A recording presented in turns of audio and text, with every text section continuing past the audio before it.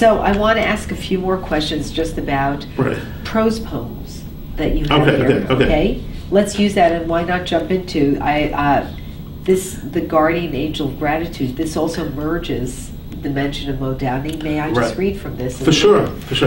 Okay, and forgive my nasality. Fine, right. Guardian angel of gratitude. I am the guardian angel of Moda'ani, the gentlest of prayers. The prayer children are taught first. The prayer adults do not take all that seriously. They should. I am the prayer of gratitude.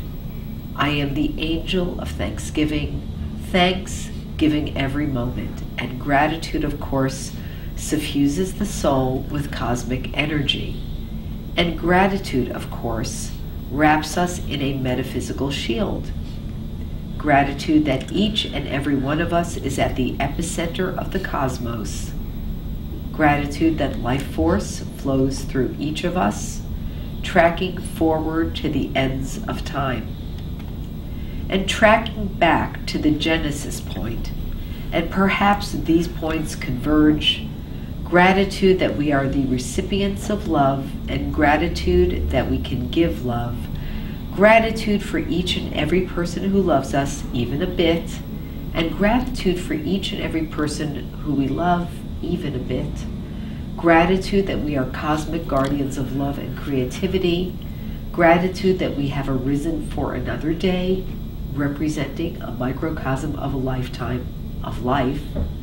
Gratitude for the richness and variety of creation's potentials. Gratitude with its implicit theme of wonderment is a magic vitamin.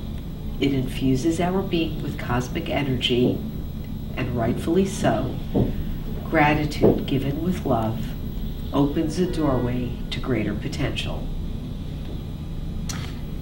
Not bad. Not bad. So talk to me about that. I'll mess it up if I say anything. I'll mess it up. I want to know. It's somewhere. It's a prose poem. It's a prayer itself. It's the kind of supplemental reading you're likely to see. Pardon me, but outside of Orthodox synagogues, right? You're likely to see this, or increasingly maybe as a supplemental reading. Let's delve on that point right there. Yeah. You see, what Orthodox could use a more of a dose of proactive humanism. Yes. And maybe that's what you're touching on. And there's nothing anti-Orthodox, non-Orthodox about being humanistic. Oh, I'm guilty also. You take it away, okay? Just take it away. That's amazing. Yeah. Just take it away. Thanks. So there's nothing non-Orthodox about being humanistic, but the Orthodox could use a heavier dose of humanism, and they should have to get with the program. And one can make a very strong case that humanism is central to Orthodoxy, but they have to do it in practice. They have to walk, in practice, and also embrace it more thread through theology. There's no negatives, there's only positives to it. Only positives. Okay, and tell me just your thinking behind writing this like a prose poem. I must tell you, I can't even explain that whole section. Okay. And in fact, I think I wrote this basically once through. This meaning, there was very little editing with these pieces. I wrote them, there are 120 total. Maybe I wrote them 5 or 10 at a time. I would frankly go out to Montauk for a few days just to write these pieces. I can't fully explain it. I wanted to develop the theme that we're surrounded by different potentials. And I try to take 120 after the Great Sanhedrin had 120 members. I try to take show different potentials, some that with great gravitas, right, like truth. Yes. And some with less gravitas, like snowflakes falling. Bubbles, right. Yeah. All these potentials came out of the cosmic font, and they're limitless potentials. And we are potential. And this is my way of getting my arms around it. You see, after I wrote book 1, which came out in 1988, I knew I had to develop more to write book 2. And I didn't know how to get my arms around book 2. Book 2, I wanted to track more into the meaning of potential. I had great difficulty myself getting my arms around it. Great difficulty. And then I alluded prior in the discussion to my talk at Ohev Tzedek on 95th Street on Yom HaShoah, and where I talked about 100 angels, not 120. And what the theme that emerged from that, okay, the angel of life, that sort of emerges from that medrash. And I realized, what if I extrapolated that to 120 angels, and I talked in their name, as if I was that angel? Maybe by playing out 120 angels, almost extemporaneously, I would somehow, hopefully, get my message across. What we're talking about, free-flowing, not thinking about it too much, and just take them as they came. Okay, angel of snowflakes, angel of truth, angel of mercy, angel of victory, boom, boom, and let me just go for it. Yeah. And that's the genesis. It became one of the 3 sections in book 2, because infinite potential, as we've said, it's so hard to get your arms around it. It's so vast. It's everything.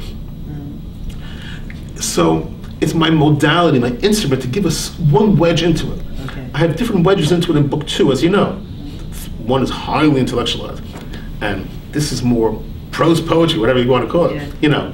And then I have a 3rd section, which is the Lost Manual, day-to-day applications. Right. I'm wedging into the theme from different directions, and trying to give a feel for what I'm talking about. Yeah, and there's a playfulness here also. Okay, fair enough. So I forgot about this, the snowstorms on the guardian angel of snowstorms on school days that begins 6 inches. Yeah. Great, they're going to cancel now. Cool, day off. So that leads me to something we discussed right at the beginning. Right. We started this talking about you as a little boy having this awareness. Right. And it seems throughout, if you're able to access this, to get into the magic of bubbles, Right. rainbows, horseback riding on the beach, Right. snowstorms on school days, what that does also is something, it's almost as sacrilegious as denying randomness in the universe, which is that you're seeing the divine in the trite, the trivial, Right. the mundane, Right. right? Well, let's remember clearly that I'm saying divine could be lowercase d or uppercase d. Mm-hmm. Divine can be spirituality pervading the cosmic order, or divine could be uppercase d, the God of Israel, or related, other global religious gods. Now, so one can take this as one wants. One can see divinity with lowercase d, infinite potential, coursing through everything. Or one can see the God of creation coursing through everything. That's really an individual decision. And frankly, one can switch focuses as one wishes. One year, you can view infinite potential as spiritual, non-religious. And you might morph in life, decide, I'm going to try looking through everything through a religious lens. There's nothing that says that you can't evolve or morph over time any which way. Okay. It's all part of the wonderment of the cosmic order. And if I'm saying the universe wants potential, it wants potential for you to play out different directions also. Mm-hmm. Yeah, right. All right, so let's break it down to the here and now. Okay. How do you live your life according to this philosophy? You didn't just write books and then put them on a shelf. Tell me how this infuses your daily life as a person, interpersonally, in your professional realms, in other realms. Well, first of all, I say I write books, which it's a big deal for me to write a book. A big effort for me to write books. It's a big production, and it has to fit a few criteria. And one criteria is that the book is missing from my kids' library. Another criteria that it might impact the world if I'm successful. So now, And I'm also saying that each of us is a potential, pure potential. So I have to remind myself sometimes of the same theme, not to get too difficult, you know, Yeah. not to become overly difficult, yada yada, you know. So of course you have to be on track for your objectives, but I know when I'm heading into a big mission or a big sales situation, I say to myself, play out your full emotional potential. Don't constrain it. You know, be who you can be emotionally, internally, even if you're not articulating it. Go into the meeting fully sort of rocking and rolling in your mind, fully energized. Okay. But I find like many things in life, if you have a guiding principle, it pervades pretty much what you do. What I have observed in life is also that, you see, there are two extremes, two forks in the road. One is do what's best for you, always. And the other extreme is be thoroughly humanistic, always. And on this extreme is like good guys finish last. My perception is good guys do not finish last. Good guys often finish first. Yes. You have to be prudent, but good guys finish first. Ultimately, people want to deal with humanistic people. Two vendors both have the same terrific product. They will buy from the more humanistic vendor. Two great restaurants, you go to the one with more humanistic proprietor, et cetera, et cetera. I believe it's underestimated in the business world, that particular component. And of course, the more humanistic you are, you'll attract humanistic people. And that's really what you want in your circle, frankly speaking, you know. So that partially answers your question, right? Yeah. Well, it partially, yes, and I'll just say that I not only do I agree, but I've observed the same thing as well. Right. And ever since the idea of corporate accountability became an idea, we admire companies that are run like Ben and Jerry's, or companies, if Target as a corporation underwrites cultural programs, we as a society give value to that. Right. So but I want to press you a little bit more. I share your belief, but I want you, to the point where you're comfortable, to talk about your Summa Metaphysica on the ground in terms of your day through the lens of infinite potential. I love the idea of going into a meeting rocking and rolling. I think, and look, we spoke about this off camera a little bit. It's a little different from the self-empowerment. Right, it's still different. Although we admire that group. Yes. This brings it to a whole other level, you know. But I mean, let's be clear. That whole self-empowerment, self-actualization is very genuine and helpful. And this is looking at from a slightly different context, from more metaphysical, spiritual, sort of holistic. You probably have the word holistic. It's fully integrated. Yes. Self-actualization is not just self-actualization. It's tapping, according to Summa, into cosmic currents. Right. Just like, according to Summa, Tikkun Olam, repairing, perfecting the world, is not just spiritual. It's tapping into grand cosmic currents. You know, that's why a recent article on Summa talked about Tikkun Olam. You know, how Summa is on the same page as Tikkun Olam. Right. Even though I don't think Summa has the word Tikkun Olam in it. Got it. Right. Got it. Right. What's your next step in terms of developing the Summa Metaphysica theory? Or it's like a suite in a way, isn't it? Yeah. Right. Well, the nice part about Summa theory is, it's on one hand, it's one sentence: potential drives the universe. On the other hand, it's a non-ending universe of discussion, which is nice. You wedge into it with one sentence. So, like many things, I take it step by step, you know, and I'm learning as I go. You know, the word that academics use is traction, you know, and I think that I know that the theory is known globally in the academic community. That's for sure. We know because we have about 1.5 million academics on our email mailing list.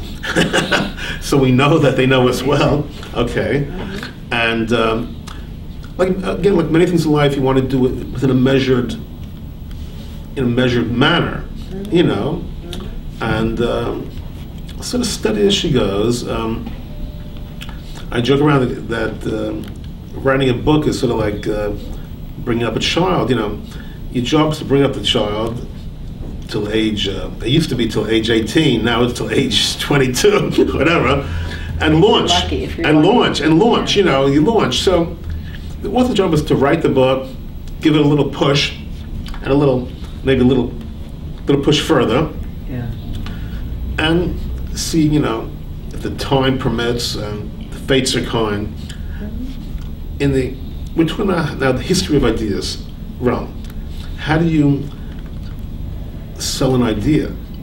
In my day job, I'm selling $250,000 gems. In my night job, I'm selling an idea. I'm selling a rarefied concept. To me, it's so fascinating. You know, how do you sell an idea? And the answer is sort of step by step.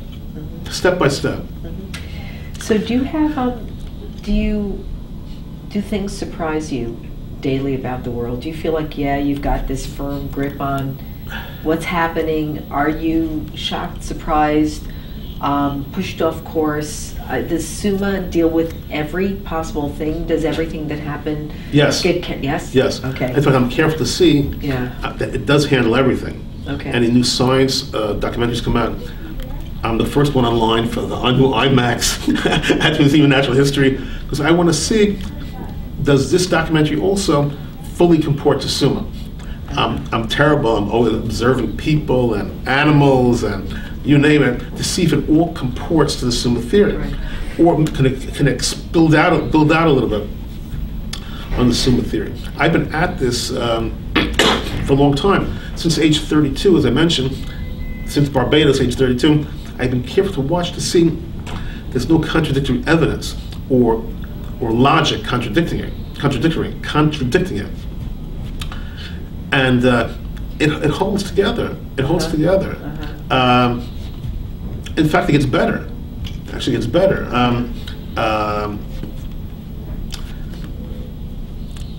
You know, part of when you propose a theory or metaphysics, you can't prove it classically, like in a laboratory, but you can support it what's called inductively. Laboratory proof is called deductive proof. I saw this experiment, therefore I have this conclusion. Inductive proof is sort of similar to circumstantial evidence. We have billions of pieces of circumstantial evidence that Summa is correct, and there's no contradictory evidence. That's inductive proof. In courtroom, that would be convicting by circumstantial evidence, which is not so simple. To convict by circumstantial evidence, you want a lot of circumstantial evidence, and you want no contradictory evidence. Roughly similar to inductive proof in metaphysics. Or else you say, I have this theory, the Zyklon theory, but where's the circumstantial evidence? I have circumstantial evidence for Summa, how I see the cosmos evolving, heading towards the more extraordinary. Over the last 150 years, we see how we went from Big Bang to stars, to galaxies, to life on Earth, to humans, to ever-increasing consciousness. We see that trajectory. On the life sciences level, we see the evolution of species from the simple to the complex. Mr. Darwin, who made his name on Galapagos and roughly put survival of the fittest, had only a small piece of the equation right. Survival is necessary, but it's not sufficient. For you and Ari, survival, to have food and pay the rent, is necessary, but it's not sufficient. You want much more than survival. And so does the universe. And so does evolution of species. It's necessary, but it's far from sufficient. The universe shoots for the extraordinary, and so do you and Ari. You both, on an individual level, are shooting for the extraordinary, step by step. You may not take out a neon sign, I'm shooting for the extraordinary. But basically, that's what you're doing. You're trying to build out your talent with your talents and your networks and what you can deliver to the universe, and keep building it out. And you iterate. A year from now, you can say, okay, a year from now, your objectives will be slightly different than your objectives today. Because a year from now, you have more evolved, you have more arrows in your quiver, and the universe is exactly the same thing. And I joke around, I was on Galapagos also, and I looked at the same species as Mr. Darwin, and I saw extraordinariation, not survival. Looking at the same set of evidence on the same island as Mr. Darwin.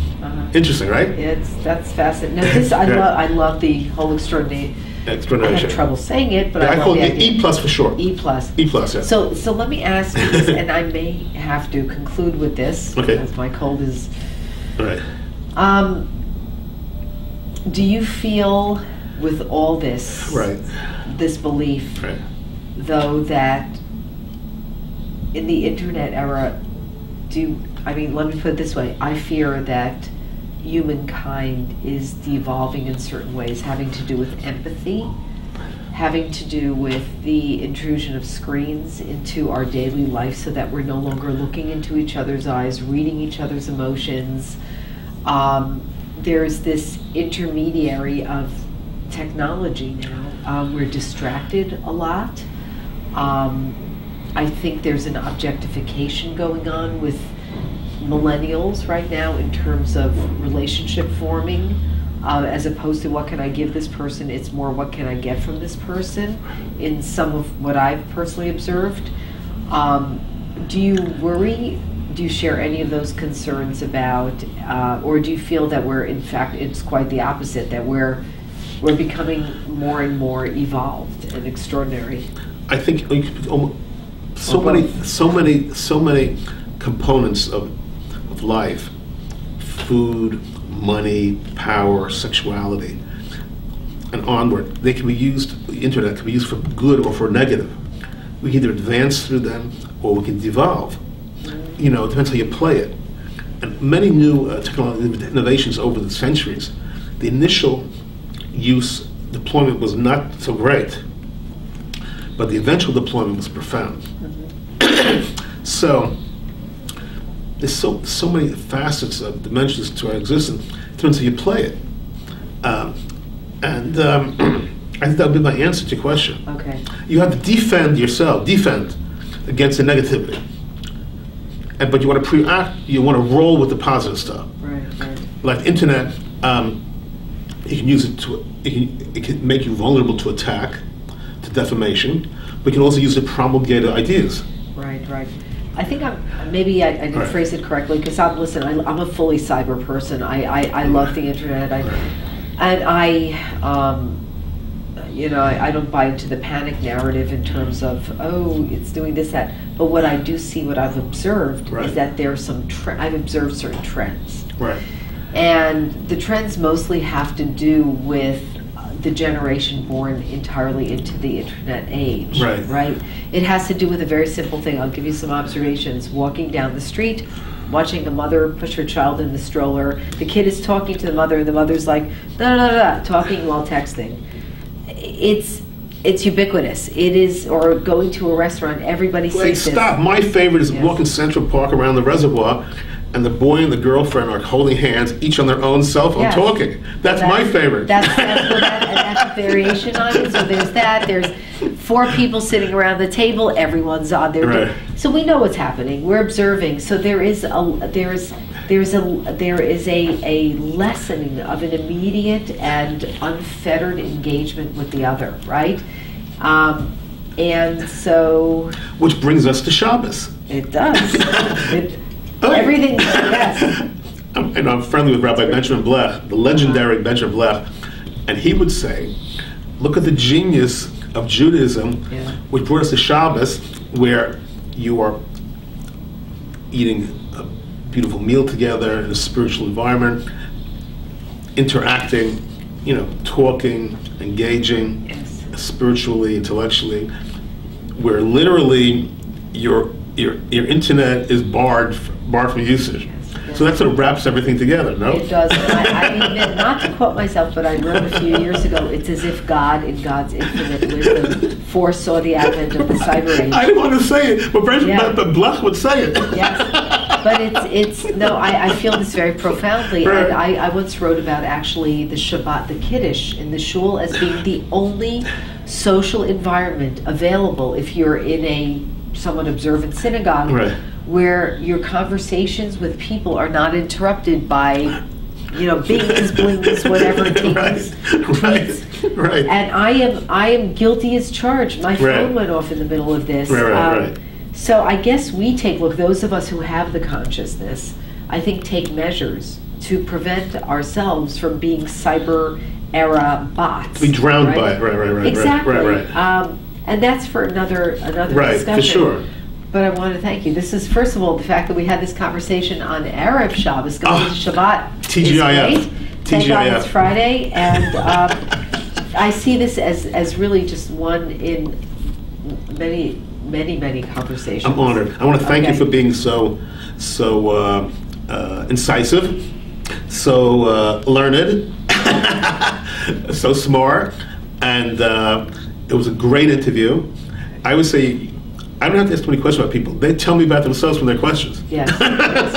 No, it's true. You learn. Right. That's exactly so. You learn about the other person. So this is a great experience, and thank you. Okay. Thank you.